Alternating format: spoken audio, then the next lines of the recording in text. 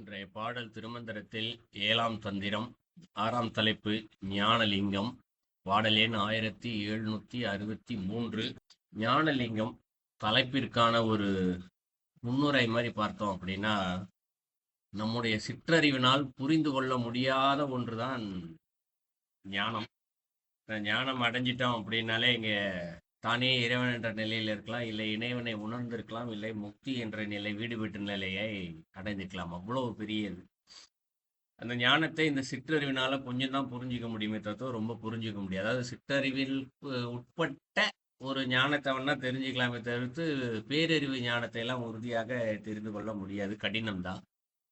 But இந்த பாடல்ல பேரறிவு ஞானத்தை தான் நிறைய சொல்லியிருக்காரு முழுமையாகவே. அதில் இந்த தலைப்பில் இருக்கக்கூடிய எல்லா பாடல்களையுமே புரிந்து கொள்வது மிக மிக கடினமானது. ஏன்னா ஞானத்திற்கு உருவம் இல்லை, அருவம் இல்லை, அருவுருவம் இல்லை. நம்ம இப்போ வழக்கமாக 3 பார்ப்போம். உருவம் ஒன்று பார்ப்போம், அருவம் ஒன்று பார்ப்போம், அருவுருவம்னு 3 விஷயம் பார்ப்போம். இந்த 3 வகையாகவே உணர்வது அல்லது தெரிந்து கொள்வது அதான் ஞானம். இப்போ ஞான லிங்கம். இந்த லிங்கம்னு சொல்றது நம்ம முன்னாடியிலிருந்து பார்த்துட்டு வரோம். 3 தொழில்களையும் சேர்த்து செய்வது இங்கே லிங்கமாக உணரப்படுகின்றது. அந்த 3ம் சேர்ந்த ஒரு தத்துவம் தான் லிங்கமாக இருக்கிறது. இந்த 3மே இங்கு உருவமாகவும் எந்த கோணத்தில் பார்க்கலாம், அருவமாகவும் எந்த கோணத்தில் பார்க்கலாம், அருவுருவமாகவும் எந்த கோணத்தில் பார்க்கலாம். அதுவும் நம்ம சிற்றறிவுக்கு எட்டிய வகையில் தான் அதையும் சொல்றேன். அதாவது 3மே இல்லை என்பதும் ஒன்று, இப்ப இருக்குன்ற கோணத்தும் பார்க்கலாம். அதாவது ஒரு விஷயம் இருக்கு ஆனா இல்லை அப்படின்னு ஒரு நகைச்சுவையா ஒரு படத்துல ஒரு வசனம் சொல்லுவாங்க. ஸோ அது போலத்தான் இதை நம்மளால் புரிந்து கொள்ள முடியும். ரொம்ப கடினம், முயற்சி செய்வோம். முதலடியில உருவம், அருவம், அருவோடு உருவம் அப்படின்னு சொல்றாரு. முதல்ல உருவம்னு ஒன்று சொல்லிட்டார். உருவம் ஒன்று இருக்கின்றது.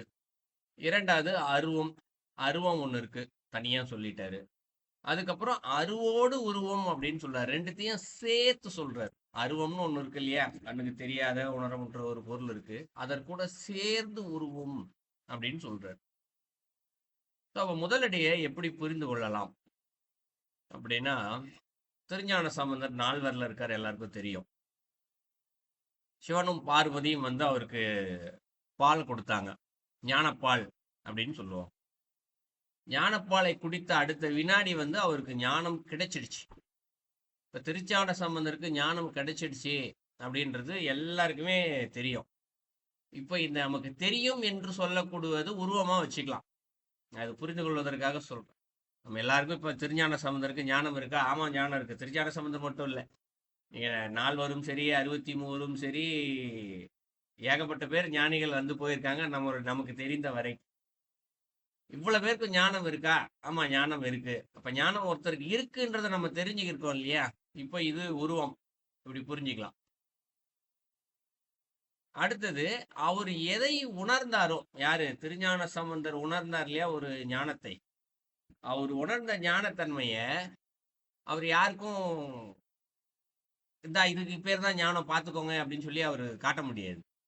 அதே போல இன்னொருத்தருக்கு உணர வைக்கும். தப்பர், நான் எப்படி உணர்ந்தனோ அதே மாதிரி நீ இதை உணரு அப்படின்னு சொல்லி உணர முடியாது. இப்போ தான் ஒரு புதுசா ஒரு ஃபோன் ஒன்று ரிலீஸ் ஆயிருக்குன்னு வச்சுக்குவோம். புதுசா ஒரு மாடல் ஃபோன் வந்திருக்கு, அன்னைக்கு தான் வந்திருக்கு, காலைல ரிலீஸ் ஆயிருக்கு. ஒருத்தர் வாங்கிட்டு அவர் போய் பார்த்துட்டு வந்துட்டாரு. வாங்கலை, மாடல் ரிலீஸ் பண்ணியிருக்காங்க, விற்பனைக்கு வரல. ஒரு எங்கேயோ புதுசா காட்சிப்படுத்துறாங்க, ஒருத்தர் பார்த்துட்டு வந்துட்டு என்ன பண்ணுவாரு? நான் இதை பார்த்துட்டு வந்துட்டேன்ப்பா அப்படின்னு சொல்லிட்டு சொல்லுவாரு. எப்படிப்பா இருந்துச்சுன்னு கேட்டா அவருக்கு சொல்ல தெரியாது. அழகா இருந்துச்சு, அவ்வளவுதான், அதோட லைன்ல முடிச்சிடுவார். ஸோ அது போலவே இவர் ஞானத்தை உணர்ந்த திருஞான சம்பந்தர் உலக நன்மைக்கு ஏதோ ஒரு அதிசயங்களை செய்வார். செய்யும் போது அதை பார்க்கின்றவர்கள், பெரிய ஞானி, சித்து செய்யறாரு, சித்த மந்திரம் செய்யறாரு, ஏதோ ஒன்றை சொல்லுவாங்க. ஆனால் அவர்களுக்கு தான் என்ன அனுபவித்துக் கொண்டிருக்கின்றோம் என்பதை காட்டுவதற்கோ இல்லை சொல்லி புரிய வைக்கவோ இயலாது. இந்த ஞானத்தை உணர வைப்பதற்கோ சொல்லிக் கொடுப்பதற்கோ தகுதி வாய்ந்தவர்கள் கிடைத்தால் திருஞான சம்பந்தர் தயாராகத்தான் இருக்கிறார், அடுத்தவர்களுக்கு உணர வைப்பதற்கும் சொல்லிக் கொடுப்பதற்கும் குரு நிலையில் இருந்து. ஆனால் அதை நாமெல்லாம் உணர்ந்து கொள்ள முடியாது, தெரிந்து கொள்ள முடியாது. ஏனென்றால் அதற்கேற்ற அறிவு நம்மிடம் இல்லை. ஏனென்றால் அவர் உணர்ந்தது பேரறிவு, இங்கு நாம் இருப்பது சிற்றறிவில். இந்த சிற்றறிவில் புரிந்து கொள்ள முடியாத ஞானம் ஒன்று இருக்கின்றது இல்லையா, இதுதான் இங்கு அருவம் அப்படின்னு வச்சுக்கலாம். ஏன்னா கண்ணுக்கே தெரியல. ஞானம்னு சொல்லிட்டீங்களே, திருஞான சம்பந்தத்தை எங்க இருக்கு? அவர் கையில இருக்கா, காலில் இருக்கா, உடம்புல இருக்கா, அறிவுல இருக்கா? எங்க இருக்கு ஞானம்? அது சொல்லவே முடியாது. எங்க இருக்குன்னு சொல்ல. ஸோ அது அருவம். ஸோ அவர் பெற்றார் என்று நாம் தெரிந்து கொண்ட அந்த தன்மை இருக்கு இல்லையா, அப்படி இருக்குன்னு சொல்லப்படுகின்ற அந்த தன்மை வந்து உருவம். அதை நம்மகிட்ட பார்க்கவோ காட்டவோ சொல்லியோ புரிய வைக்க முடியாத ஒன்று இருக்கின்றது. அது அருவம். இப்ப அடுத்து அருவுருவம் அப்படின்னு மூணாவது ஒரு விஷயம் இருக்கு. அப்ப எது அருவுருவம் இங்க அப்படின்னு பார்த்தோம்னா, அதனுடைய பலன் ஒண்ணு இருக்கு இல்லையா, நம்ம அனுபவிக்கிறோம்ல. யாரோ ஒருத்தர் நோயாளி ஒருத்தர் போறாரு, அவர் முன்னாடி நிக்கிறாரு திருஞான சம்பந்தர் முன்னாடி. திருஞான சம்பந்தர் ஒரு பாட்டு போறாரு, சரியா போங்கிறாரு, சரியா போயிடுச்சு அவரோட நோய். இப்போ திருஞான சம்பந்தர் ஞானின்றதும் தெரியும் உருவம், அவர் என்ன செய்தார் என்று தெரியாது, ஏன்னா நோய் போயிடுச்சு. அது அருவம். என்ன செஞ்சாருன்னு தெரியாதது அது அருவம். ஆனா அவர் உணர்ந்துட்டார்ல, தன்னுடைய உடம்புக்குள்ள ஒரு நோய் என்பது சென்று விட்டது. எந்த மருத்துவராலும் குணப்படுத்த முடியாத ஒரு நோய் அவரிடமிருந்து சென்று விட்டது என்பதை அவர் உணர்ந்திருக்காரு இல்லையா, அது அருவுருவம். ஆனா உணர்ந்திருக்காருன்றது உருவமும் உள்ள இருக்கு. ஆனா எப்படி குணமாச்சுன்றது அவருக்கு தெரியல. அது அருவம். அருவுருவம் ரெண்டும் சேர்ந்து அங்கே உள்ளே இருக்கிறது.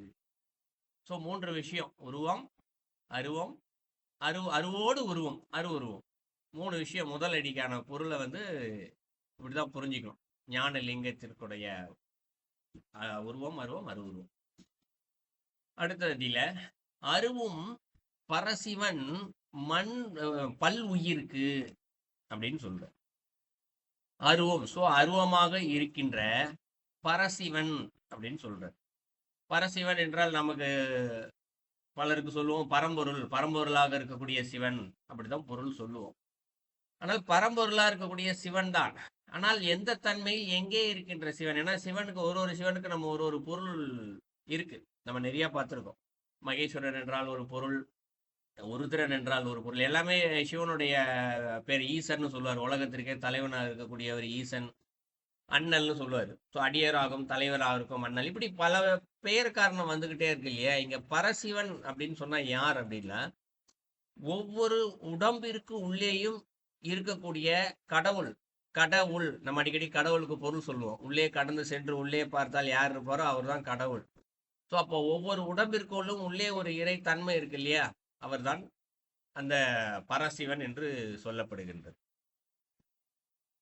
பர என்ற வார்த்தைக்கே கடவுள் என்றுதான் அகராதியில பொருள். சிவான்மா என்று பொருள் பர என்றால். அப்ப பரசிவன் என்றால் உள்ளே இருக்கக்கூடிய சிவன், ஆன்மா வடிவமாக இருக்கார் இல்லையா, அவர் தான் இங்க பரசிவன். அவர் அன்பு வடிவமா உள்ள உட்கார்ந்துட்டு இருக்கார். ஆனா வெளியில தெரியல, ஏன்னா மாயை சூழ்ந்து இருக்கிறதுனால தெரியல. ஸோ உள்ளே இருக்கக்கூடிய அருவமாக இப்ப நம்மளால உணரவும் முடியல, நம்மளால கண்ணால பார்க்கவும் முடியல. ரெண்டாவது உள்ள இறைவன் இருக்காரே அப்படின்றத உருவமாவும் நமக்கு தெரியல. நமக்குள்ள அருவமா இருக்கிறதும் தெரியல, உள்ளுக்குள்ள இருக்கிறது. ஸோ அந்த சிவன் மண் பல்லுயிருக்கு அப்படின்னு சொல்றார். மண் என்றால் இந்த உலகத்தில் இருக்கக்கூடிய பல் உயிருக்கு. பல்லுயிர்னா என்ன? பல வகையான உயிர்களுக்கு. இந்த பல வகைன்னு சொல்லப்படுறது அத்தனை உயிர்களையுமே குறிக்கும். அப்ப 84 லட்சம் யோனி பேதங்கள் இருப்பதாக சொல்வார்கள். அத்தனை உயிருமே இங்க பல்லுயிர் தான். ஸோ எல்லா உயிர்களுக்குமே குருவும் என நிற்கும் கொள்கையன் ஆகும் அப்படின்னு சொல்றாரு 3வது அடியில. குருவும் என நிற்கும் அப்படிங்கிறார். அப்ப குருன்னா எங்க இருந்து சொல்லி கொடுக்குறாரு? உள்ளுக்குள்ளே ஒருத்தர் இருக்கார் இல்லையா, கடவுளாக உள்ளே பரசிவன் ஒருத்தர் இருக்கார் இல்லையா, அவரு குருவும் என நிற்கும் அப்படின்னு சொல்றாரு. குருவும், இந்த குரு என்ன வார்த்தையை மட்டும் பயன்படுத்தல, குரு என நிற்கும் அப்படின்னு சொல்ல, குருவும் என நிற்கும் அப்படின்னு சொல்றாரு. அப்போ உள்ளே இருக்கக்கூடிய இறைவன் நம்மளால தெரிஞ்சுக்க முடியல, பார்க்க முடியல. ஆனால் அவர் ஒவ்வொரு வினாடியும் ஏதோ ஒரு வகையில் அந்த உயிர் தன்னுடைய வினைகளை தீர்ப்புத்துக் கொள்வதற்கான சூழ்நிலைகளை உள்ளே இருந்து அவர் சொல்லிக் கொடுத்து கொண்டே இருக்கிறார். ஏதோ ஒரு வகையில, எந்த வகைன்னு நமக்கு தெரியாது. அத நிற்கும்னா நான் பலமுறை சொல்லியிருக்கேன். நிற்கும்னா சும்மா நிக்கிறது இல்ல, ஒரு வேலை செய்தல். அப்ப இறைவன் உள்ளே இருந்து கொண்டு நமக்கு குருவாகிறது என்ன செய்யறாரா? கொள்கையனாகும் அப்படின்னு சொல்றாரு. கொள்கை அப்படின்றாரு. கொள்கை என்ன நம்ம வழக்கமா நம்ம பேச்சு தமிழ்ல இது அவருடைய கொள்கையாக அதை அவர் கடைபிடிக்கிறாரு அப்படின்ற வார்த்தையை பயன்படுத்தும். ஆனா கொள்கை என்றால் இயல்பு என்று பொருள், ஒழுக்கம் என்று பொருள். இந்த ஒழுக்கத்தையும் இயல்பையும் சேர்த்து வச்சா எப்படி புரிஞ்சுக்க முடியும்? அதான் கொள்கை. இப்ப நம்ம ஒழுக்கம்னு அடிக்கடி சொல்லுவோம். ஒரு கல்வி கற்றால் அதனுடைய பலன் ஒழுக்கம் வரணும். ஒழுக்கம் இல்லைன்னா அவர் கல்வி கற்ற அதனால ஒரு பலனும் இல்லை அப்படின்னு சொல்லுவோம். இப்போ ஒழுக்கத்தை அவர் முழுமையாகவே கடைபிடிக்க ஆரம்பிச்சால் எப்படி இருக்கும்? ஸோ உடற்பிற்கான ஒழுக்கம், மனதிற்கான ஒழுக்கம் கடைபிடிக்கிறேன்னா அவர் ஒழுக்கத்தை கடைபிடிக்கிறாருப்பா அப்படின்னு சொல்லுவோம். ஆனா அந்த ஒழுக்கத்திற்கே உண்டான ஒரு உருவம், இறைவன் அன்பின் உருவம், அறிவின் உருவம்னு சொல்லுவோம் இல்லையா? அப்போ ஒழுக்கத்திற்குன்னு ஒரு உருவம் இருக்கும் இல்லையா? யாரு? இறைவன் தான் இருக்க முடியும். இறைவனால் மட்டும்தான் அதை செய்ய முடியும். இறைவன் இந்த ஒரு வினாடி தன்னுடைய ஒழுக்கத்தை தவறினாலும் இந்த உலகம் என்ன நடக்கும்? உலகமே இயங்காது, அழிஞ்சு போகும் உலகம் ஒரு வினாடியில. கார் ஓட்டிக்கிட்டே போறவங்க ஒரு வினாடி தப்பு பண்ணாங்கனாலும் கார் விபத்தாயிரும்.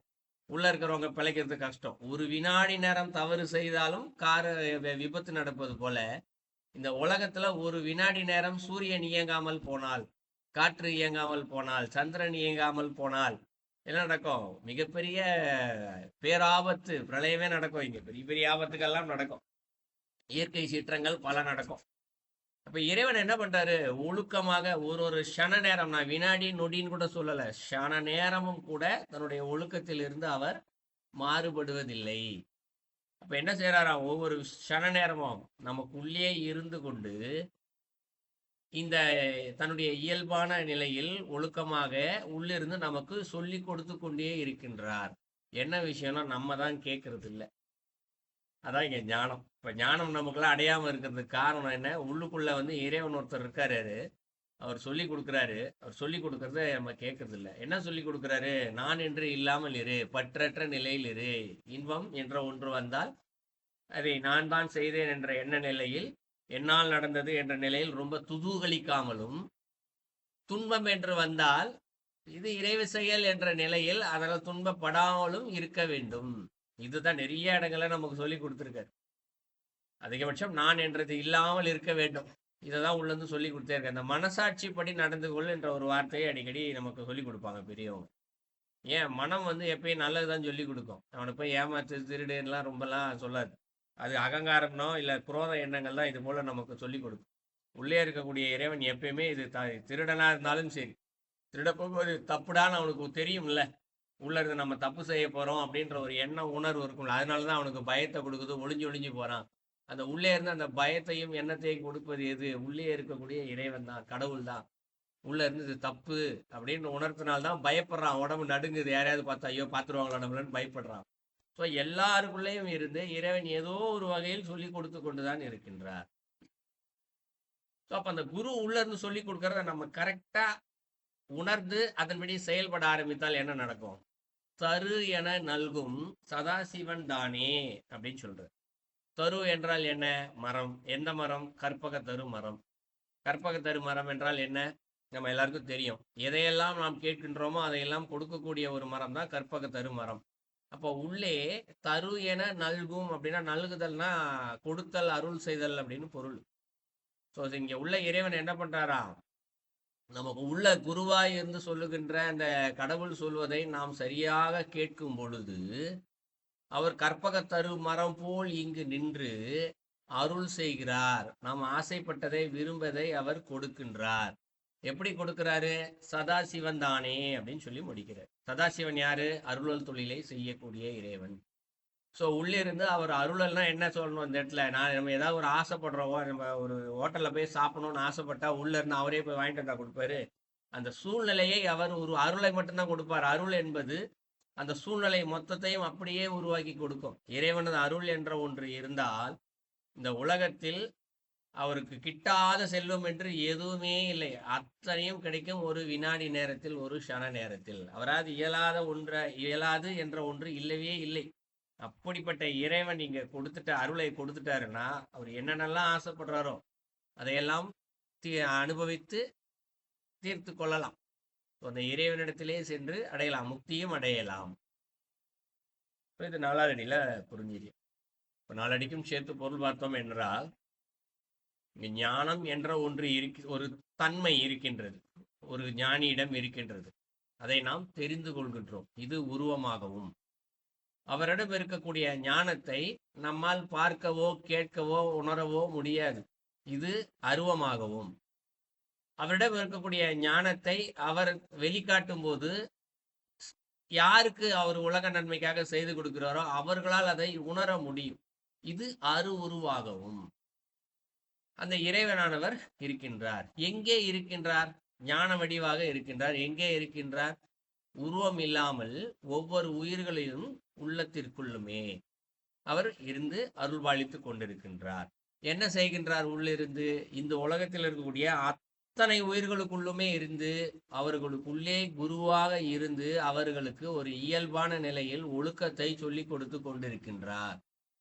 யார் ஒருவர் இறைவன் இங்கு சொல்லிக் கொடுத்திருக்கின்ற அந்த ஒழுக்கத்தையும் இயல்பான முறையும் கடைபிடிக்கின்றார்களோ அவர்களுக்கு உள்ளே கற்பக தருவாக இருந்து அவர் அருளை கொடுத்து வாரி வழங்கி கொண்டிருக்கின்றார்.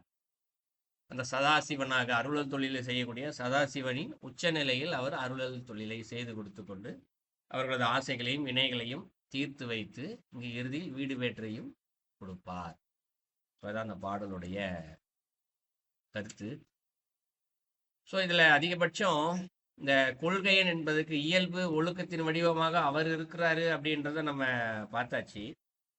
அதே நேரத்துல இதை இன்னும் கொஞ்சம் நல்லா புரிஞ்சிக்கலாம். இயல்பான நிலையில எப்படி நம்ம உலக வாழ்க்கையில இதை எப்படி புரிஞ்சிக்கலாம் அப்படின்னா, இறைவன் சொல்றதை நம்மளால பல நேரங்கள்ல கேட்க முடியாம இருக்கா நம்மை தடுப்பது சோம்பல் என்று சொல்லக்கூடிய ஒரு குணம்தான். பல நேரங்கள்ல காலைல நாளைக்கு சீக்கிரமா எந்திரிச்சிடணும், குளிச்சிடணும், இந்த வேலையெல்லாம் செஞ்சு முடிக்கணும் அப்படின்னு சொல்லிட்டு நம்ம நினைப்போம். நம்ம நினைக்கிறது இங்க ஒழுக்கம் தானே, நல்ல செயல் தானே. ஆனா என்ன நடக்கும்? இப்ப இதை சொல்லி கொடுத்தது இறைவன் தான் உள்ளது சொல்லி கொடுத்துருப்பாரு. காலைல சீக்கிரம் எந்திரிச்சிடணும், எப்படியாவது இந்த வேலையெல்லாம் நான் செஞ்சு முடிச்சிடணும், இதெல்லாம் இறைவன் உள்ளது சொல்லி கொடுக்குறாரு. ஆனா காலையில எந்திரிக்கும் போது அங்க நான் என்பது வந்து உட்கார்ந்துரும், சோம்பல் வந்து உட்கார்ந்துரும். இன்னும் கொஞ்சம் நேரம் தூங்குவோமே, அப்புறமேட்டு செய்வோமே, நம்மளை யார் கேட்கப்பார். ஸோ இந்த இயல்பு தான் என்ன செய்யுது? உள்ளே இறைவன் நமக்கு சொல்லி கொடுப்பதை கேட்க தடுக்கின்றது. ஆரம்ப நிலையிலேயே தடுத்துருது. இது எல்லாருக்கும் இந்த அனுபவம் இருக்கும். நிச்சயமாக ஏதோ ஒரு வகை இந்த செயலை செய்தே ஆக வேண்டும் என்று முடிவெடுப்பதும் இந்த மனிதன் தான். அதே நேரத்தில் அதை செய்யாமல் விடுவதும் அதே மனிதன் தான். அதற்கு காரணம் ஒன்று சோம்பலாக இருக்கும், இல்லை நான் என்ற அகங்காரமாக இருக்கும். பல நேரங்களில் சூழ்நிலையும் அதற்கு ஏற்றாற் போல இருக்கும், அமையும். ஆனாலும் இறைவன் சொல்லிவிட்டார், நான் செய்தே ஆக வேண்டும் என்ற ஒரு உணர்வோடு நாம் செய்தோமேனால் நிச்சயமாக அந்த இறைவன் நமக்கு மேலும் மேலும் நமக்கு சொல்லிக் கொடுத்து கொண்டே இருப்பார். அவர் சொல்லிக் கொடுப்பதை கேட்டுக்கொண்டே இருந்தால் ஆரம்பத்தில் ஒழுக்கம் என்ற ஒன்று வரும், கல்வி என்ற ஒன்று வரும், ஆரம்பத்தில் அறிவு என்ற ஒன்று முழுமை பெறும், அப்புறம் பேரறிவு என்பது ஒன்று கிடைக்கும், இறுதியில் முக்தியே கிடைக்கும். ஸோ இப்போ புரிஞ்சிருக்கும்னு நினைக்கிறேன். ஞானலிங்கம் எவ்வளவு கடினமானதாக இருக்கும் புரிந்து கொள்வதற்கு என்பது தெரிஞ்சிருக்கும்னு நினைக்கிறேன். இயன்ற வரைக்கும் முயற்சி செய்திருக்கிறோம்.